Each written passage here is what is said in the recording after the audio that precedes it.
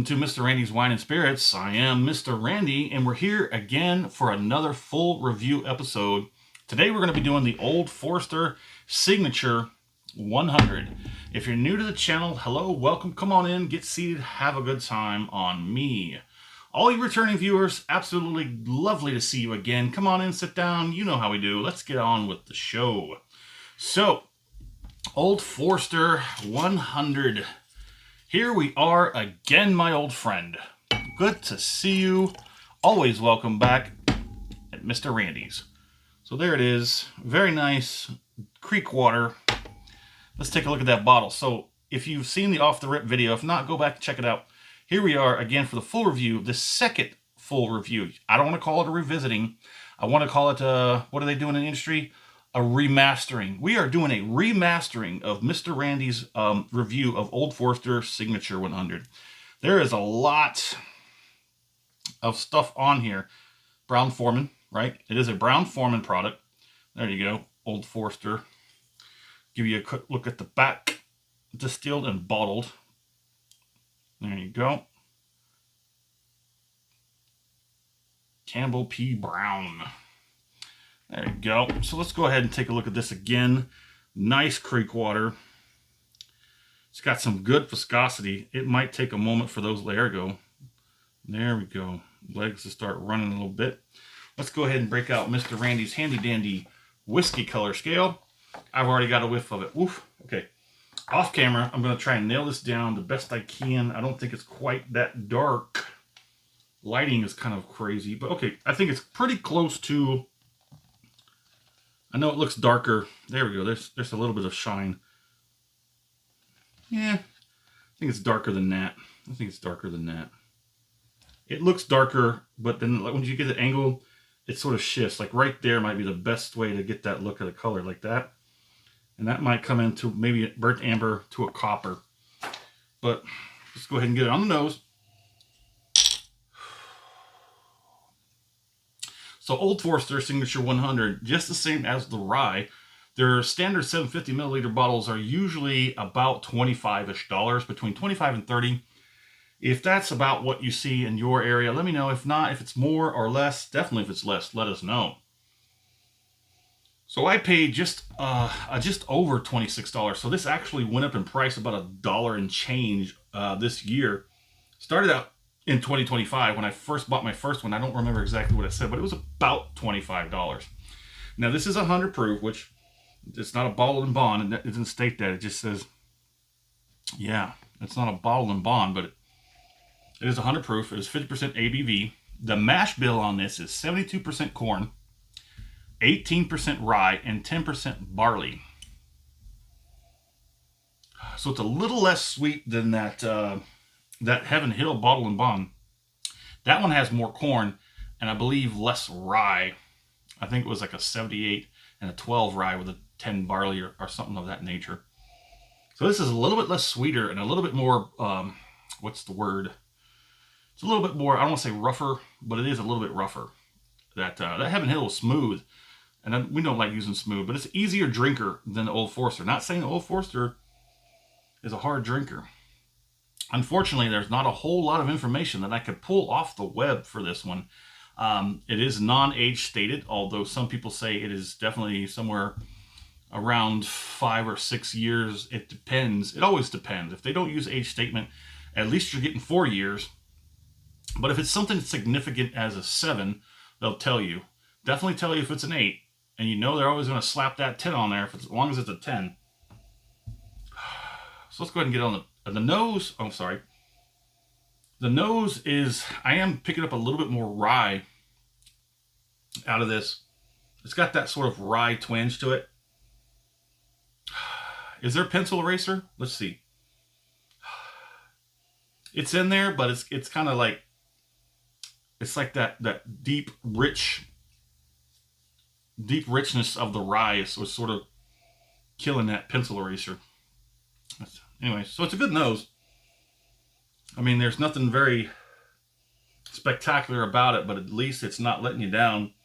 It's not weak by any means. It's just sort of turned down a little bit.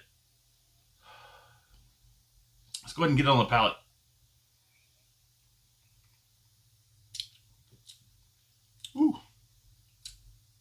Okay. That punch is a little harder than that Heaven Hill, but it's not that much of a punch. I mean, not after a year of this bourbon journey, this whiskey journey that I've been on for 2025. I have had, what is it, 100 and I think I'm up to 176. I'm not sure. I'm not counting this one. I'm not counting this one as an official bottle review because we've already done it. Remember, this is a remaster, not a revision. It's a remaster in high def in a different format. I watched this video earlier before I did this one. You've come a long way, baby. You've come a long way. Let's go ahead and get one more on the palate.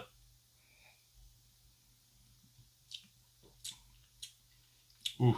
For the first second, there is a little bit of a drying effect. A little astringency, you know? But then it relaxes and loosens back up. You get cinnamon, sweetness, like syrupy cane sugar. And then you get some more of that rye starts to come out.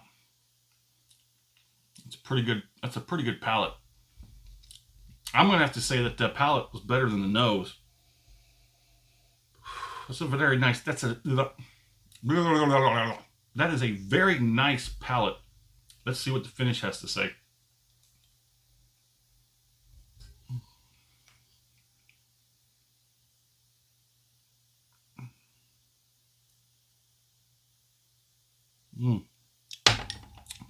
Oh yeah.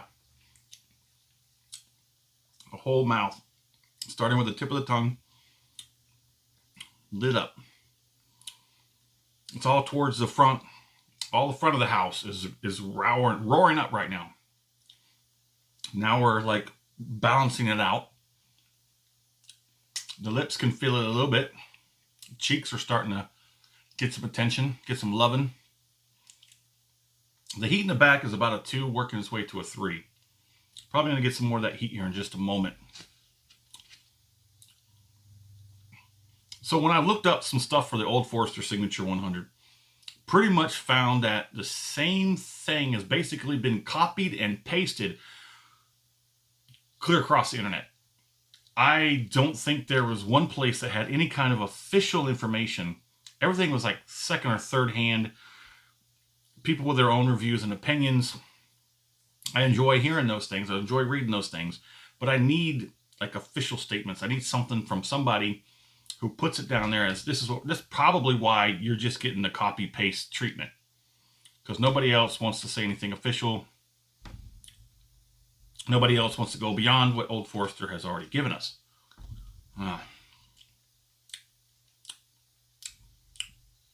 So the finish is starting to turn down a little bit. This is surprisingly good because the flavor characters seem to carry a little bit longer on the finish. Right there with the effects. The effects seem to be, I'm going to say, dragging. The effects have been dragging the flavor characters along, and finally it just got fed up with dragging it and just dropped it. So now we have some effects, but now that's starting to get a little tired. Starting to wear down a little bit from carrying the flavor.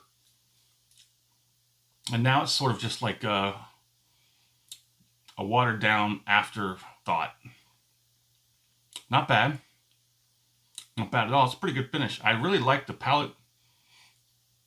Kind of wish the nose held up a little bit better. So let's put a score on this. So I'm going to give this a strong... Yeah, I'll give it a strong 3 out of 5. For $25-ish, you're getting a 100 proof bourbon. A Kentucky straight bourbon, 100 proof, $25-ish. You're getting a good bourbon out of this. And it's relatively inexpensive, not cheap. We don't use the word cheap unless it's really cheap. And I'm not talking about what it costs. I'm talking about the quality of what it is. That's what cheap is. Cheap is about the quality of the actual product and not the price bestowed upon it. So follow me with that, if you will, please, to start redoing some things in the world. It's not cheap. It's inexpensive. Because if you say that is cheap, people will not like it. They won't even try it.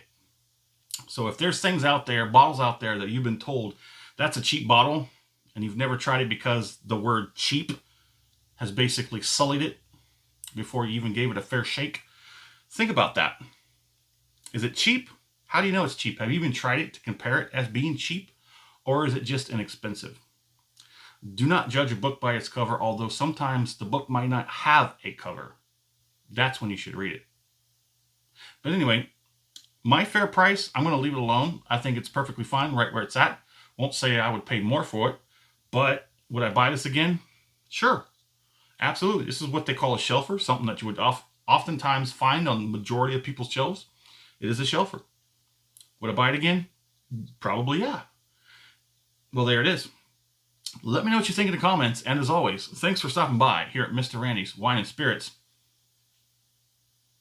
Have a good one.